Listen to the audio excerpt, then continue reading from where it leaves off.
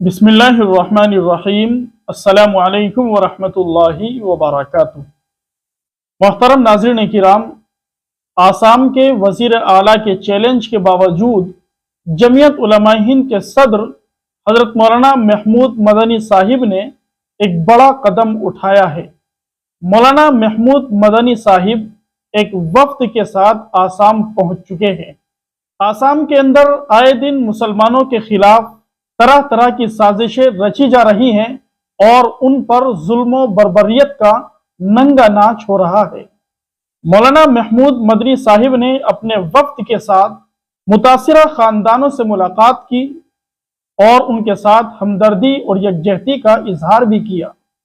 नाज़रीन किराम, हम आपको बताते चलें, जमीयत उलमा हिंद के सदर मौलाना महमूद मदनी साहिब ने एक प्रेस कॉन्फ्रेंस के अंदर यह भी कहा है कि अगर वो हमें बांग्लादेश भेजना चाहते हैं तो हमें बांग्लादेश भेज दें, और अगर जेल के अंदर भेजना चाहते हैं तो जेल के अंदर भेज दें।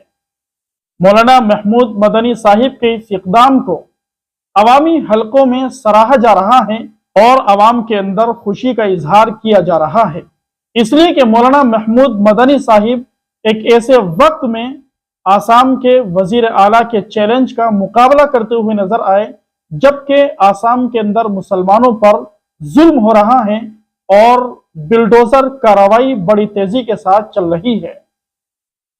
नाज़रीन किराम, हिंदुस्तान के हालात नागुफ्ता भी हैं। चारों तरफ से मुसलमानों को घेरने की नापाक कोशिशें हो रही है। हर तरह से मुसलमानों को टारगेट किया जा रहा है। कभी मस्जिद के खिलाफ आवाज बुलंद की जाती है, कभी मदरसों को दहशतगर्दी का अड्डा करार दिया जाता है, कभी उलमा को निशाना बनाया जाता है। मुल्क हिंदुस्तान की इस सूरत हाल के अंदर हमारी जिम्मेदारी ये बन जाती है कि हम एक प्लेटफॉर्म पर जमा होकर अपने मुत्तहिद और मुत्तफिक होने का सबूत पेश करें।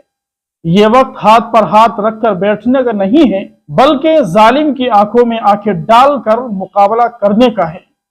नाज़रीन किराम, दुआ कीजिए अल्लाह तबारक व तआला जमीयत उलमा के इस इक़दाम को कबूल फरमाए, हर तरह की मदद और नुसरत फरमाए, मजलूमों की हिफाजत फरमाए।